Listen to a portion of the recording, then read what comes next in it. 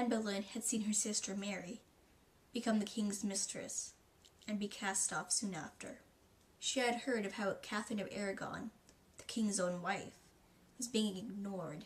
So when the king turned his attention towards her, Anne Boleyn, she was not about to be ignored. At age 20, she entered English court, ready for fame. But Henry had not been Anne's first choice for a husband. She had found herself infatuated with another man, Henry Percy, and he loved her too. The only problem was Percy was engaged, as he had been since childhood. This did not stop the two. Anne and Percy were secretly engaged in 1523, but in January of the following year, Cardinal Thomas Wolsey would break the engagement, and Anne was humiliated. However, her adventures in love were only just beginning.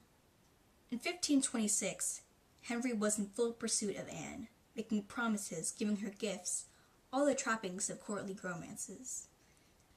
And, most importantly, he wrote her many letters. Henry's letters to Anne can still be read to this day, but we do not know of Anne's response to them.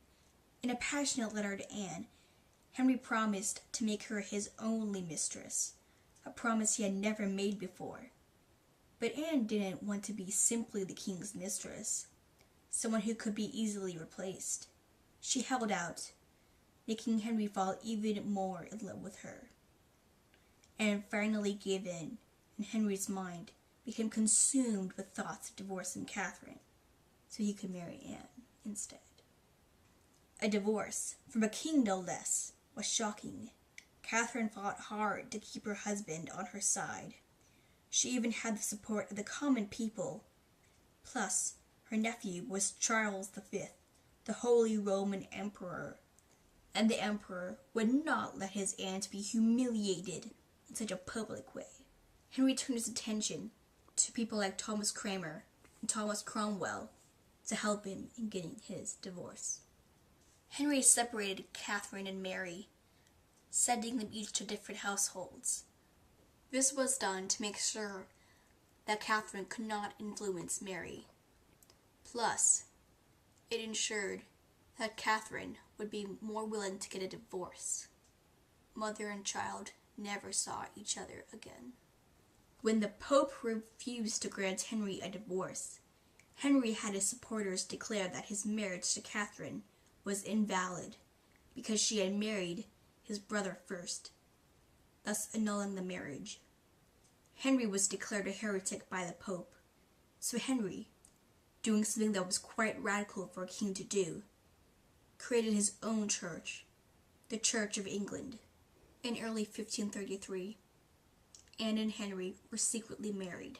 Anne had replaced Catherine as Henry's wife, as England's queen, and now she was about to replace Catherine in another way.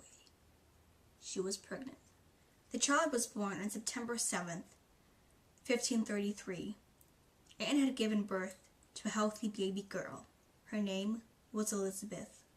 On the 17th of January, 1536, Catherine of Aragon died. Henry didn't seem to mourn Catherine, not publicly at least, but Anne must have been afraid. Rumors flew that she was a witch, that she had seduced Henry through witchcraft and then poisoned Catherine. Anne must have seen that if Catherine, Henry's wife, could be replaced so easily, wouldn't she have feared that she might share the same fate? Because now, Henry's eyes were beginning to wander again. He set his sights on a woman named Jane Seymour, but Anne's fate would be far worse than the most painful divorce. Anne would lose her life so that another woman could take her crown. Anne had much to fear. Thomas Cromwell, who had once been Anne's ally, was now plotting against her. He had arrested a musician in Anne's service, Mark Smeaton, and after much torture, Smeaton confessed to being Anne's lover. Other men were arrested, and even Anne's own brother, George, all accused of sleeping with the Queen. On May 2nd, 1536, Anne was taken to the Tower of London She was found guilty of treason and sentenced to be burned or beheaded at the king's pleasure. The men found guilty of sleeping with Anne, including her brother George, were executed on Tower Hill. Anne was executed too.